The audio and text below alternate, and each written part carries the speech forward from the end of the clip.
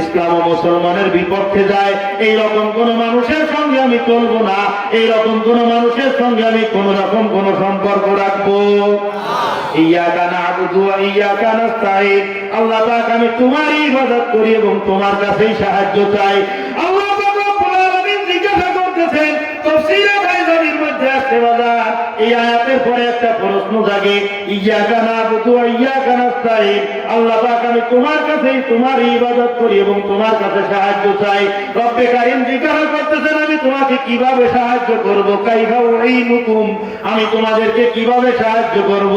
আল্লাহ পাককে ডাক দিয়ে বললাম, ওগো আসমান জমিনের মালিক, ইহদিনাস সিরাতাল মুস্তাকিম, সিরাতাল লাযিনা আন'আমতা আলাইহিম গায়রিল মাগদুবি আলাইহিম ওয়ালাদ-দাল্লিন।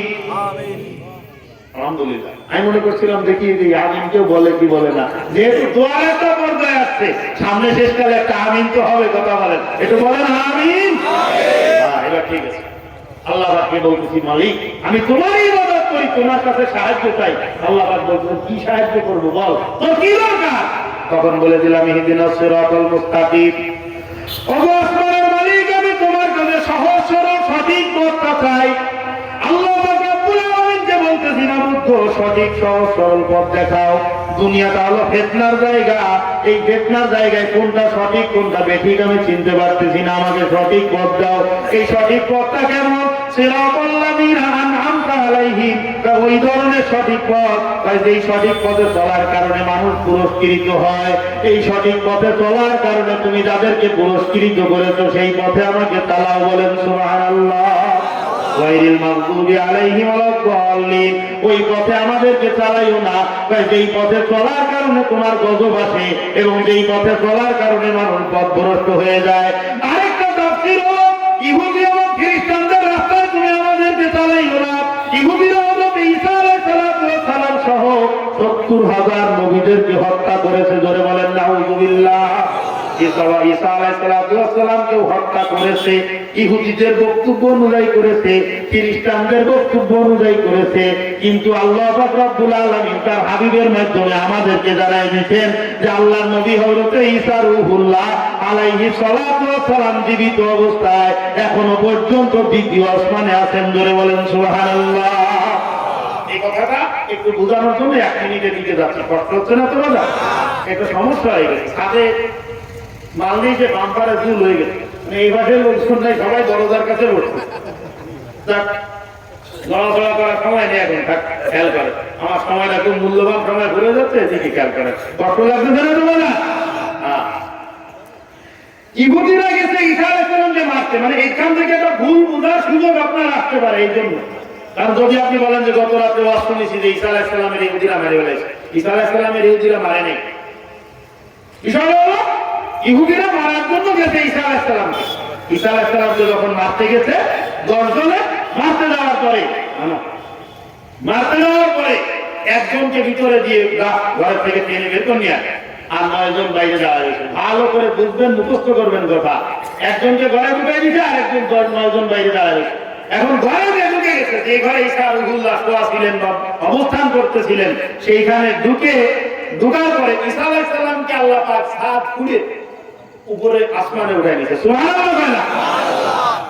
আল্লাহ মারে কি মারে না? আমরাই তো বলি রাখি আল্লাহ মারে কি। ঈসা আলাইহিস সালামকে আল্লাহ হিফাজত করবেন, এটা আল্লাহ পাকের ওয়াদা। ঈসা আলাইহিস সালামকে আসমানে উঠাই নিয়েছে, ঘরে যেটা ছিল ওইটা চেহারা অবিকল ঈসার চেহারা হয়ে গেছে। এবার ঢুকছে, আধা ঘন্টা অপেক্ষা করার পরে কি এখনো পর্যন্ত বের হয় না। এবারে গিয়ে দেখে যে ঈসা নিজে বিছানার চাদর উঠায় দেখে, ঘরের কোনায় দেখতে, সাববাক্সের পিছনে দেখে, ড্রেসিং টেবিলের পিছনে দেখতেছে ঈসারে খুলতেছে। কি কথা ঠিক আছে? এরা তো দেখতে যে লোকটা ঘরে আছে তার চেহারা কার চেহারা হয়ে গেছে? ঈসার চেহারা হয়ে গেছে। আর বাইরে যারা আছে হতে মারতে আসে, এরা তো দেখতেছে পাঠালাম ঈসাকে খুলতে, সে ঈসা নিজেই খোলার নাটক করতেছে। এটা দেখে ওরা ধরে নিয়ে গেছে, ধরে নিয়ে শুলি সরাই হত্যা করে দিচ্ছে। শুলি সরাই হত্যা করে দেওয়ার পরে এরপরে গিয়ে চিন্তা আসছে, আচ্ছা যাই হোক আমরা কয়জন ছিলাম? আমরা ছিলাম তো 10 জন, তাহলে এখানে কয়জন? 1 2 3 4 5 6 7 8 9, এ তো 9 জন। আরেকজন গেল কোথায়? এরপরে দেখে তাফসীরের কিতাবের মধ্যে লেখে যে পা দেখে, পায়ের আঙুল দেখে চিনতে পারতো যেটা আমাদের লোক ছিল।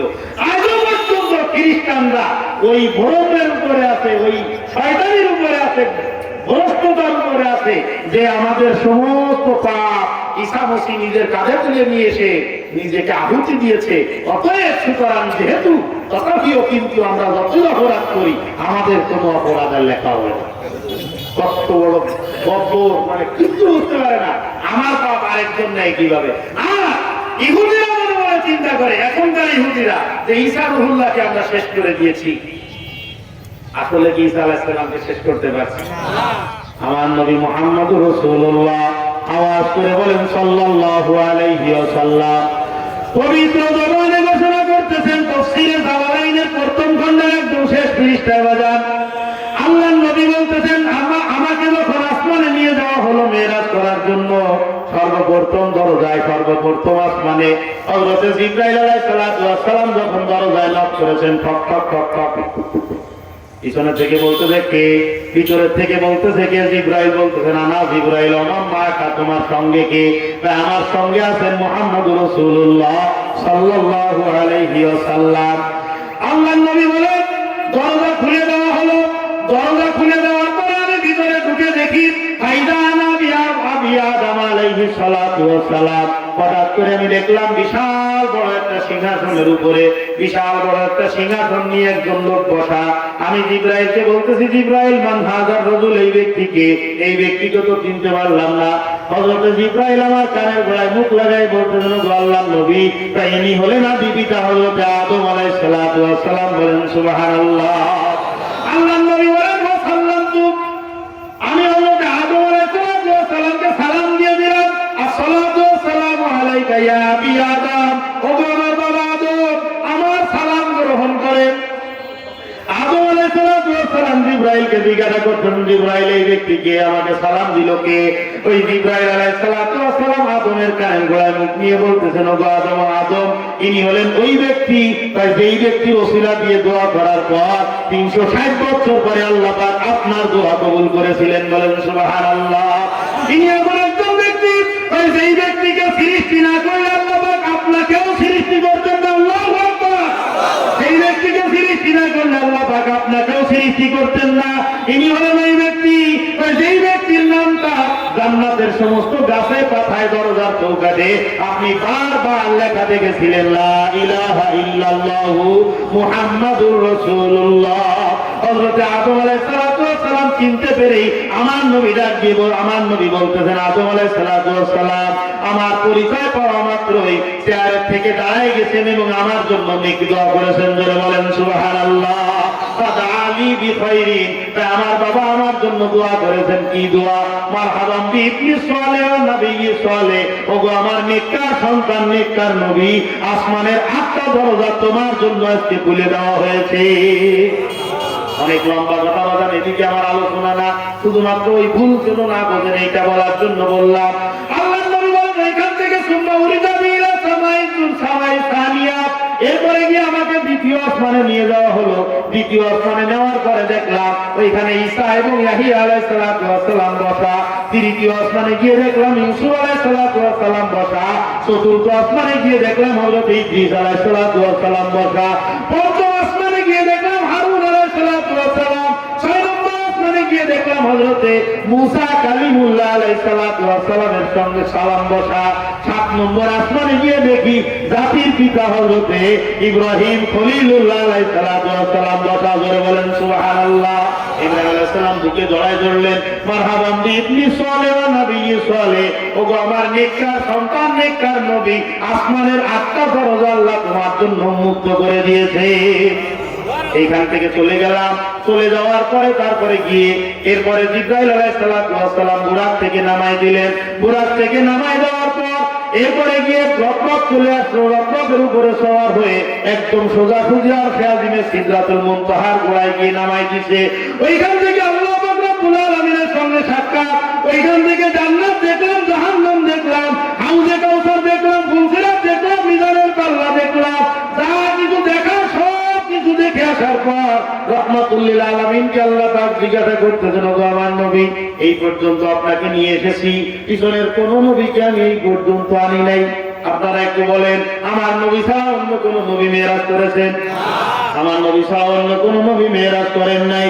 ও গো আমার হাবিব, যেই জায়গা পর্যন্ত আপনি আসছেন এই জায়গা পর্যন্ত আগে করে কোন নবী এখানে আসে নাই। আপনার আগে কোন নবী এখানে আসে নাই, কিয়ামত পর্যন্ত কোন নবী এই জায়গা পর্যন্ত আসতে পারবে না। এরপর আপনার চেহারাটা একটু মলিন দেখতেছি, কারণটা কি? আল্লাহ নবী ডাক দিয়ে বলতেছেন, ও রব্বে কারীম, যেই জায়গা পর্যন্ত আপনি আমাকে এনেছেন এর থেকে বড় ভালো, এর থেকে এই পর্যন্ত কোন নবী আসতে পারে নাই। নিতান্ত সৌভাগ্যের ব্যাপার, আমি অত্যন্ত খুশি, কিন্তু আমার মনের মধ্যে একটু কষ্ট লাগতেছে। আমার এতিম উম্মাত গুলা তারা তো এই পর্যন্ত আসতে পারবে না। আর শাহিনের মালিক ডাক দিয়ে বলতেছেন, ও আমার হাবিব, আপনার উম্মতদেরকে গিয়ে বলে দেন, আপনাকে এখানে ডেকে এনে আমি সাক্ষাৎ করলাম, আর আপনার উম্মত যখন সেজদায় পড়ে যাবে, আমি আল্লাহ পাকের কুদরতি কদমের উপরে কপালটা যখন দেখে সেজদায় গিয়ে সুবহান রাব্বিয়াল আলা যখন পড়তে থাকবে, আমি আল্লাহ পাক কুদরতি ভাবে নিজে গিয়ে তার সঙ্গে সাক্ষাৎ করব। আমি আল্লাহ পাক নিজে গিয়ে তার সঙ্গে সাক্ষাৎ করব।